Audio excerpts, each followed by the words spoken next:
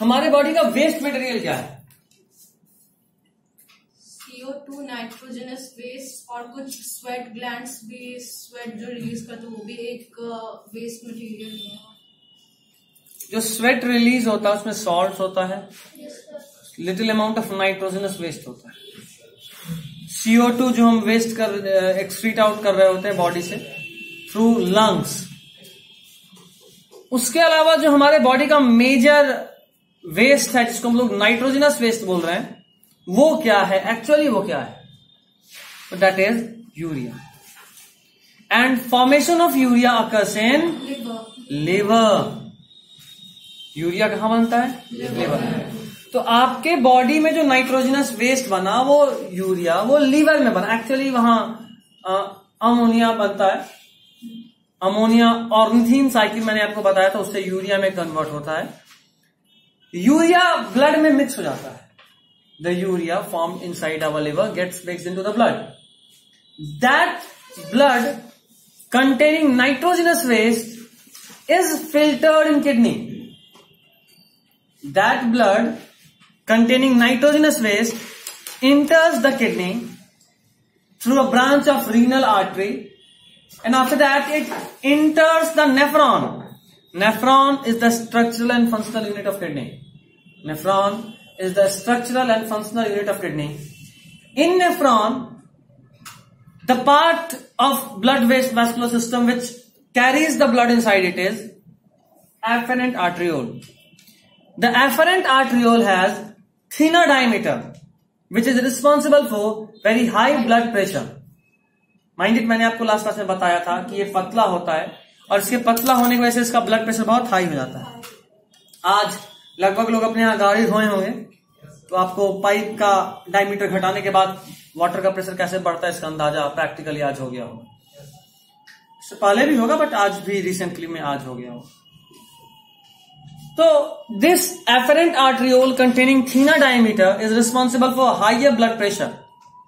That higher blood pressure leads to the filtration of blood in this Bowman's capsule. The afferent arteriole forms a net-like structure, network-like structure called glomerulus. And this glomerulus takes the blood outside through efferent arteriole. This is afferent arteriole. Afferent arteriole carries the blood inside nephron. It has thinner diameter, which leads to higher blood pressure. Okay? This afferent arteriole converts into glomerulus. Glomerulus is a net-like structure which leads to efferent arteriole. It leads to efferent arteriole. Efferent arteriole again has a larger diameter so that the blood pressure inside it is reduced again. यहां जो blood pressure बढ़ा था पतले diameter की वजह से, यहां diameter चौड़ा करके उसको फिर से घटा दिया। Okay, this glomerulus and this Bowman's capsule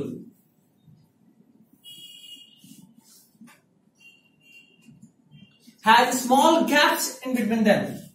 That gaps are called podocytes. ये एक्स्ट्रा है, बस नाम सुन लो, लिख रहा हूं, ठीक है। This Bowman's capsule as well as this glomerulus contains minute gaps and that gaps are called podocytes. Podocytes small gaps का नाम। अभी इसमें हाई प्रेशर होने की वजह से this high pressure inside this afferent arteriole leads to the filtration of blood through Bowman's capsule.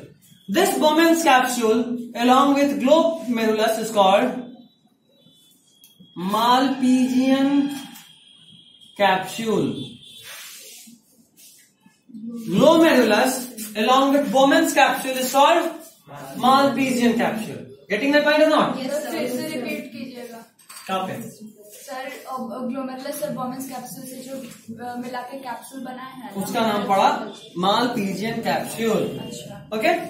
Mind it. This filtrate which passes inside this Bowman's capsule, this filtrate contains very essential items of our body.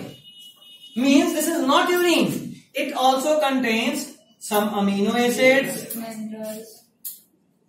minerals,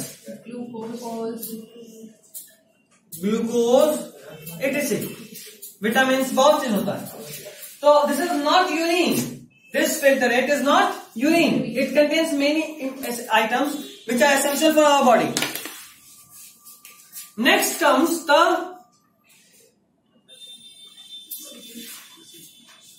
PCT. PCT is also called proximal convoluted tubule. PCT is also called proximal convoluted tubule. Okay, mind it. This afferent arteriole and efferent arteriole took out the blood and take it out from the nephron. Glomerulus and Bowman's capsule filtered that blood. The filtrate is not urine. Actually, it also contains some important items like amino acid, minerals, and glucose. Okay.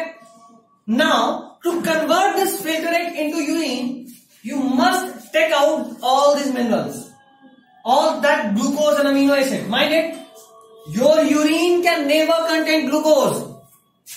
अगर आपके urine में थोड़ा सा भी glucose का amount आ गया, this is a case of diabetes mellitus. Diabetes दो तरह का होता है, diabetes mellitus and diabetes insipidus. तो if your urine contains glucose then it is case of diabetes mellitus. तो जाहिर सी बात है अब आपको सारा ग्लूकोज एब्जॉर्ब करना होगा. Okay, this PCT, this part is called loop of Henle. This part is called, all this part is called loop of Henle. Next comes this part. This is DCT, also known as distal convoluted tubule. PCT is proximal, पहले वाला. किसी भी चीज में actually proximal and distal are not like something which is used here.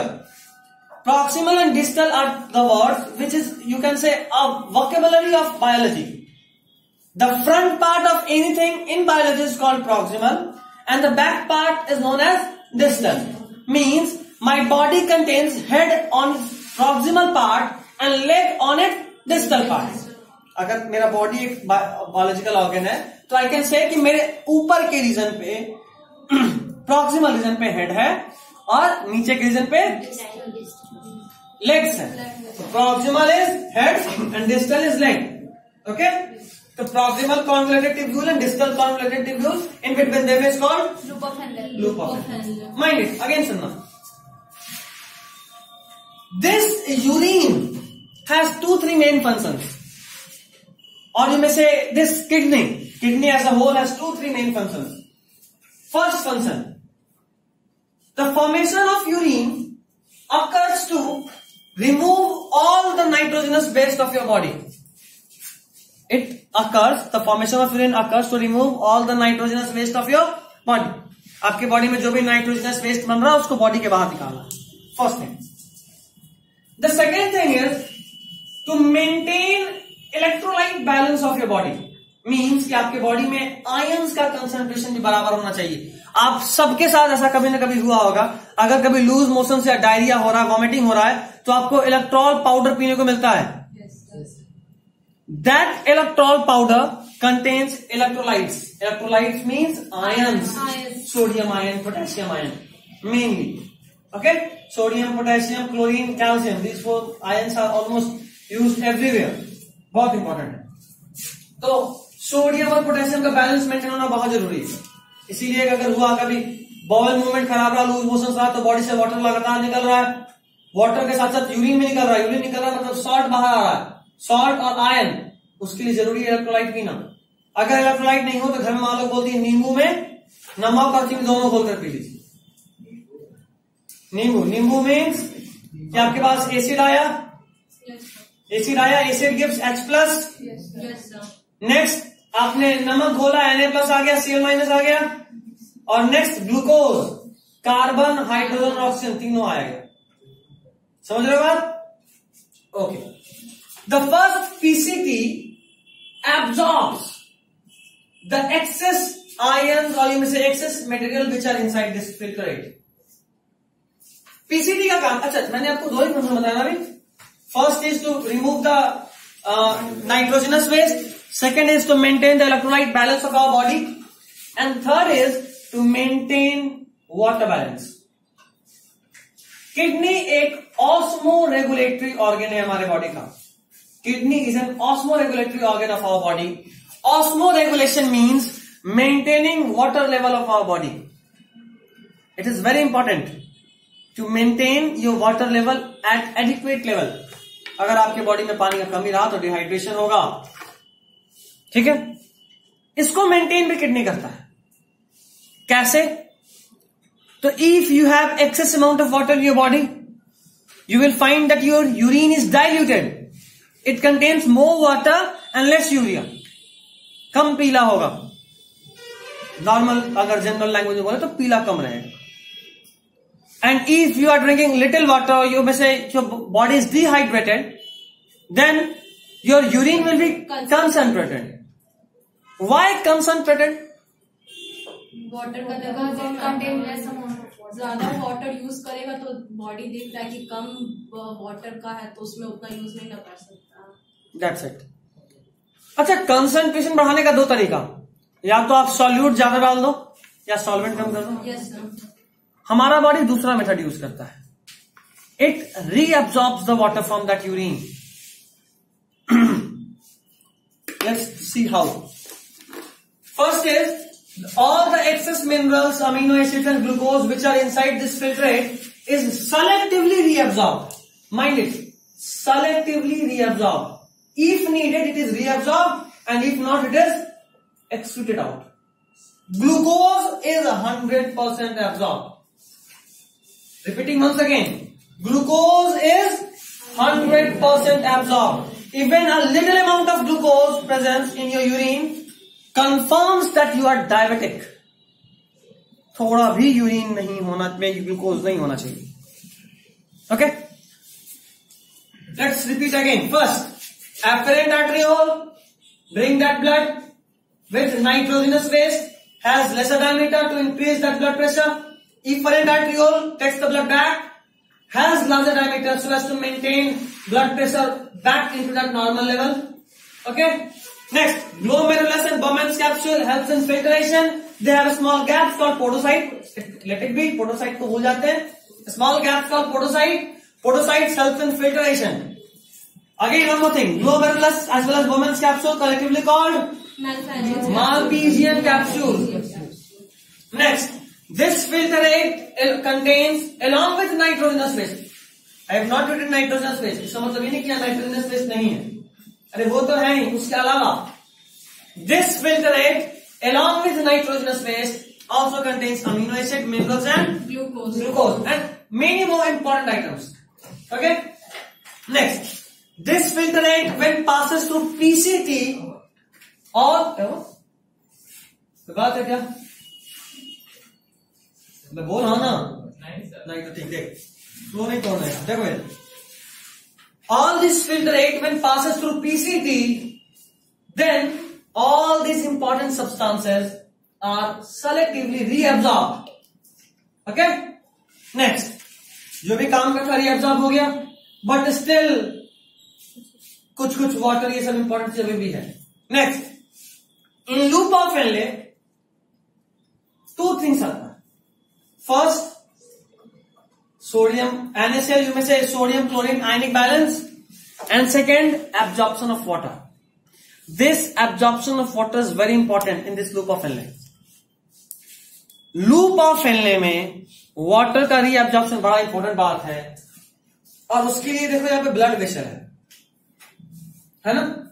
Means that if your body is dehydrated, अगर आपकी body में water level कम है तो इस बने हुए यूरिन में से पानी वापस खींच दिया जाता है। ठीक? If your body is dehydrated, then water is reabsorbed from this formed urine. Okay? Next, when water when that filtrate passes this loop of Henle, now it has no excess important substances which is reabsorbed in PCT, not excess water reabsorbed in loop of Henle, then it comes to DCT.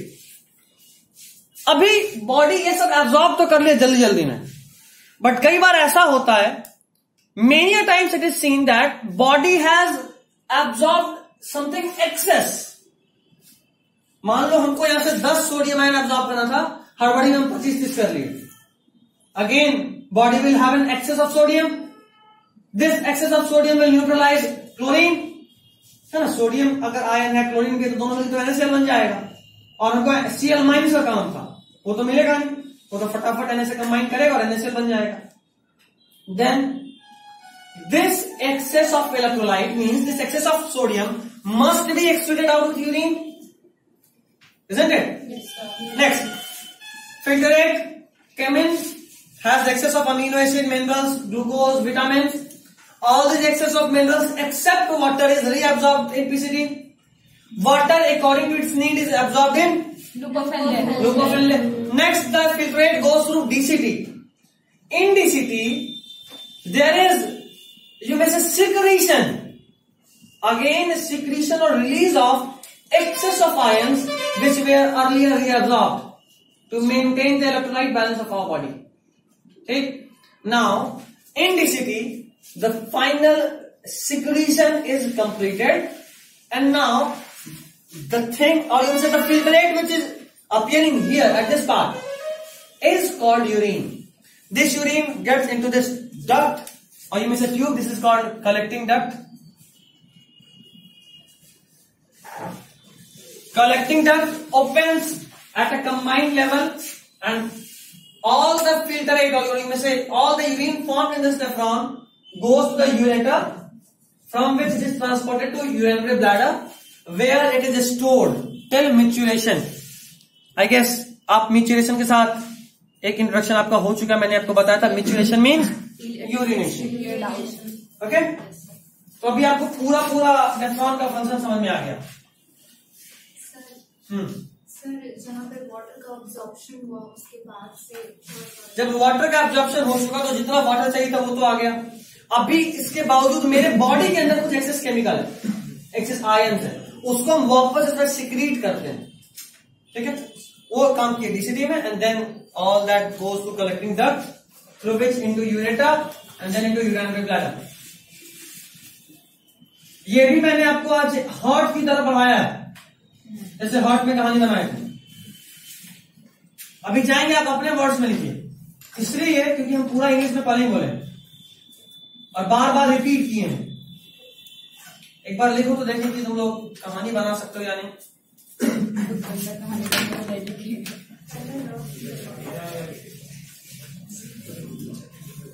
और आज एक अलग ही तरीके से पढ़ा है. कितनों को समझ में आया? कितनों को ज्यादा फेंक दिए? थोड़ा हिंदी होना और होना चाहिए.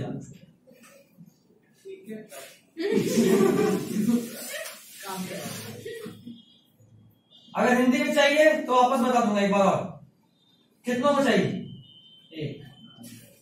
सिर्फ एक को हिंदी में सुनना है. 2 3 4. एक बार सीरीज वाइज लिखवा दीजिए, वरना हम लिखेंगे तो खराब लिखाएगा. स्टार्टिंग से देखो.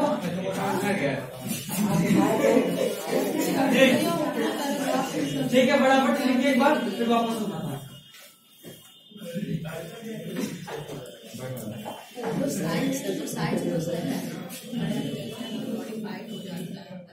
कितने याद हो?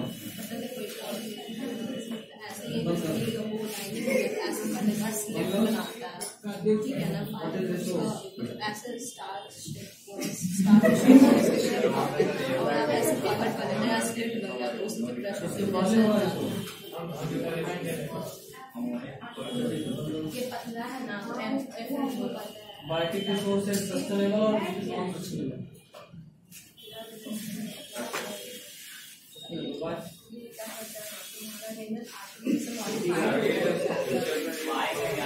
मॉडिफाइड स्ट्रक्चर जो मर गया वापस तो फिर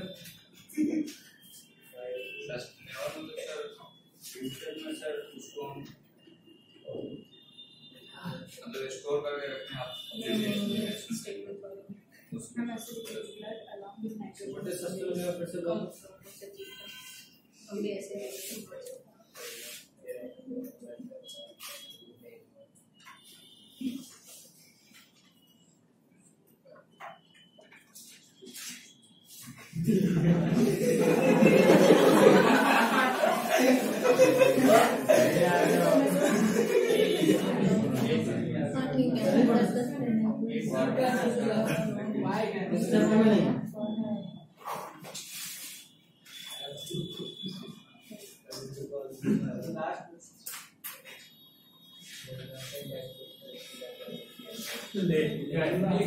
क्या बोले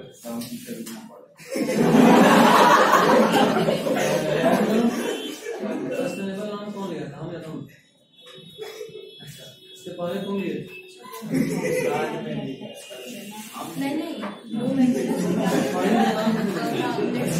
नहीं सर आप ही biotic is not sustainable sir आप ही रिन्यूएबल नॉन रिसोर्स क्या रिन्यूएबल मतलब ऑक्सीजन लड़ता है तो उसके साथ ही सब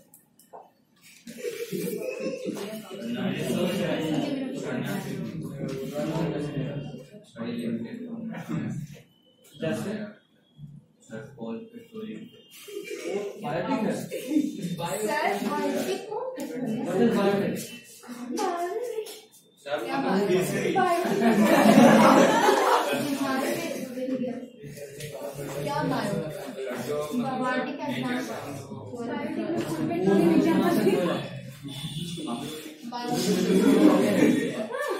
आप कंफ्यूज कर रहे हैं तो पढ़े हो अभी यस जब हम पिछले बार आए तब भी तुमको नहीं देख रहे थे तो बहाना लगा तुम तब भी वहीं थे अभी भी वहीं सर आप कंफ्यूज कर दे रहे हैं मतलब सर कोल पेट्रोलियम भी बायोटिक थी पेट्रोलियम में biotic sir biotic resources living होता है और अबायोटिक नॉन लिविंग, तो कोल पेट्रोलियम लिविंग कैसे हो गया सर? अरे बेचारा उसका ऐसा ही जान जा रहा और साड़ी हो बोलिए सर। बायोटिक लिविंग होता है बायोटिक लिविंग होता है और अबायोटिक नॉन लिविंग होता है। हाँ अच्छा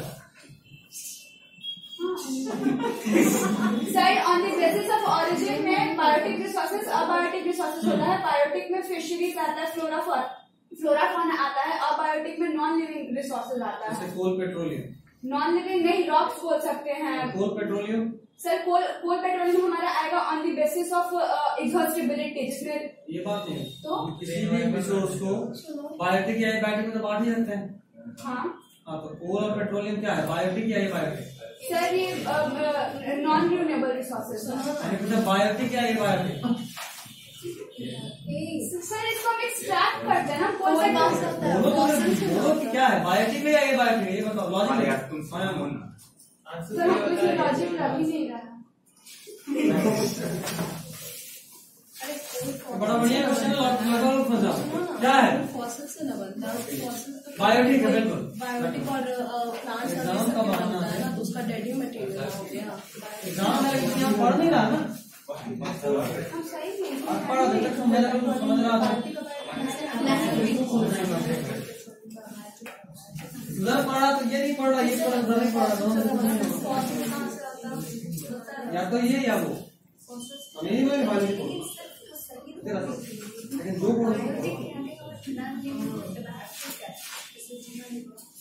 हर वो चीज जो या तो अभी जिंदा है या कभी उसमें जीवन था वो बायोटिक है। कोल और पेट्रोलियम दोनों ही बायोटिक का पार्ट है, क्योंकि कोल आज के समय का जो पेड़ पौधे जिसमें आज जीवन है, उसमें से डेड से न बनाते हैं सर। डेड क्या जिंदा ही से बनता है ना। आज जीवन है पेड़ में, वही पेड़ जब मरेगा जमीन के अंदर दबा रहेगा, हाई प्रेशर हाई टेम्परेचर तो कोल में कन्वर्ट होगा। जो फिशरी आज है ये सबको पता होगा ऑलमोस्ट कि पेट्रोलियम सी बेड्स में मिलता है ना। मछली में तेल, मछली ही तेल में कन्वर्ट होती है। ये सब लोग सुनो, घर में मम्मी लोग बोलते हैं अगर मछली बनाओ ज्यादा तेल मत डालिए, मछली तेल छोड़ेगा। ये टर्म सुने? क्योंकि फिश में हाई अमाउंट ऑफ ऑयल पहले से होता है, वही ऑयल जब हाई प्रेशर पे बहुत समय तक रहता है तो उसमें जो मॉलिक्यूल्स है, जो कार्बन चेन्स हैं, वो और कंडेंस होते हैं and they get converted into petroleum. Now the use of that petroleum depends upon the filtration. अगर आप जरा सा फिल्टर किए तो वो डीजल बना, थोड़ा और फिल्टर किए तो वो पेट्रोल बना, और ज्यादा फिल्टर किए तो वो एरोनॉटिक्स फ्यूल बना, मतलब जेट का, एरोप्लेन का. उनमें एक भी डस्ट और इनमें से वेस्ट नहीं मिलेगा, सब कुछ काम.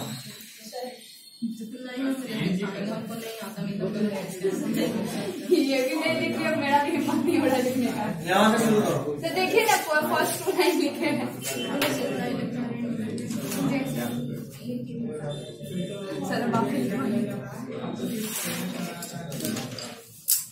सबको लिखो, सब लोगों को लिखना है. आपको पूरा कहानी हम बता चुके हैं, इंग्लिश में बताएं. अभी क्या बस जो बोले वो कितना याद है लिखो. अच्छा, यूरिया है लिखने भूल ही गए.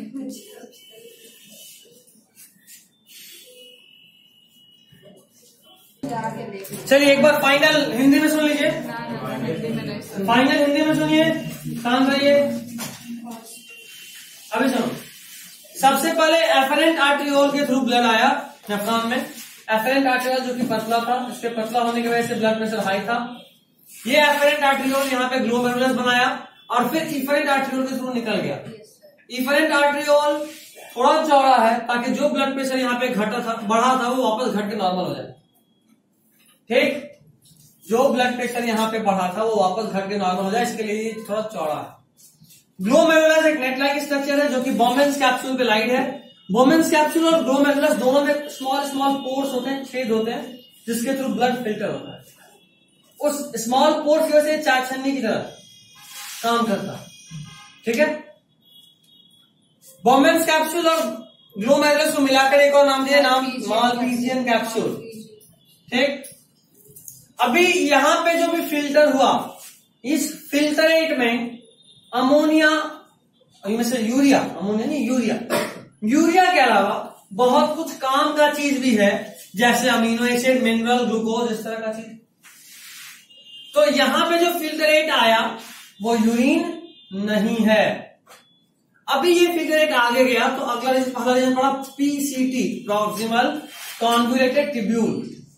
इस पीसीटी में मैक्सिमम काम की चीज को वापस एब्जॉर्ब कर लिया जाता है. This is called selective reabsorption. क्या बोलते हैं? Selective reabsorption. काम की चीज को यहाँ पे एब्जॉर्ब कर ली. उसके बाद इसमें जो भी बचा वहां पे सिर्फ एक्सेस वाटर बचा, यूरिया बचा. ठीक है, एक्सेस वाटर को बॉडी के नीड के हिसाब से, अभी अगर मेरी बॉडी में ज्यादा पानी है तो यहां से बहुत कम पानी एब्जॉर्ब होगा. अगर मेरे बॉडी में बहुत कम पानी है तो यहां से बहुत ज्यादा पानी एब्जॉर्ब होगा. तो आपके बॉडी में कितना वाटर लेवल है उसके हिसाब से लूप ऑफ फिनले में रीएब्जॉर्प्शन ऑफ वाटर होता है. ठीक, लूप ऑफ फिनले जितना लंबा होगा रीएब्जॉर्प्शन उतना ज्यादा होगा. और ये डेजर्ट एनिमल में बहुत लंबा होता है क्योंकि वहां वाटर का नीड, वाटर को कंजर्व करने का जरूरत बहुत ज्यादा होता है. ठीक है, पीसीटी में एक्सेस न्यूट्रिएंट्स एब्जॉर्ब हो गया, रीएब्जॉर्ब. यहां पे एक्सेस वाटर हो गया. अभी आ यहां डीसीटी.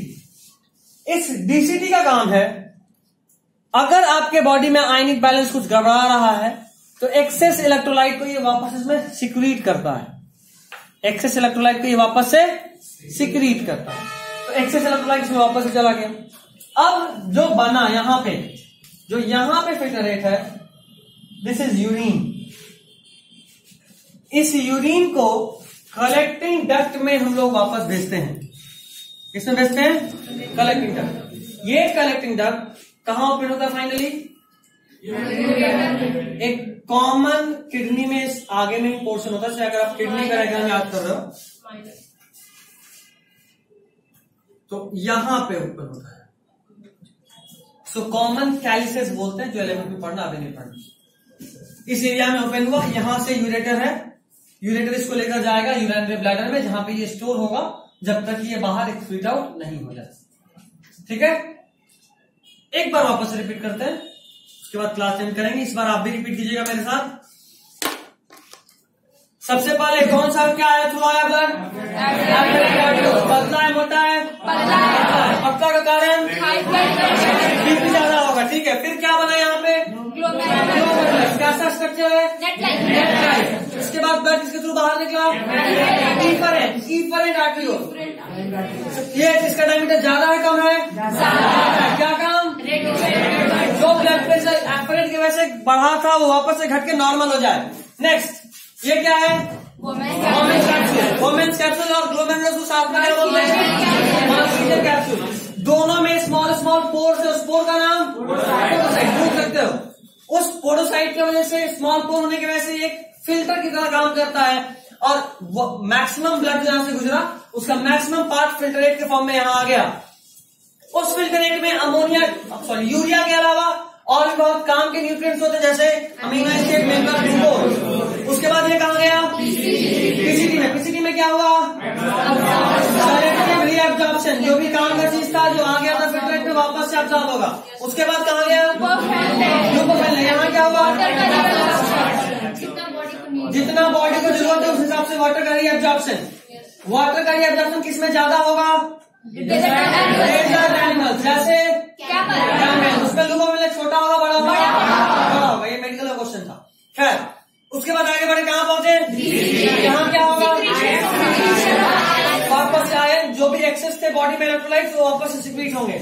उसके बाद जो यहाँ बना शुरू क्या बोले, यूरिन, ये कहाँ जाएगा, उसके बाद किडनी में कॉमन जगह पे ओपन होगा। उसके बाद यूरेटर, और यूरेटर से कहाँ, यूरिनरी ब्लैडर, ठीक है। कोई डाउट, चलिए, this is all for today.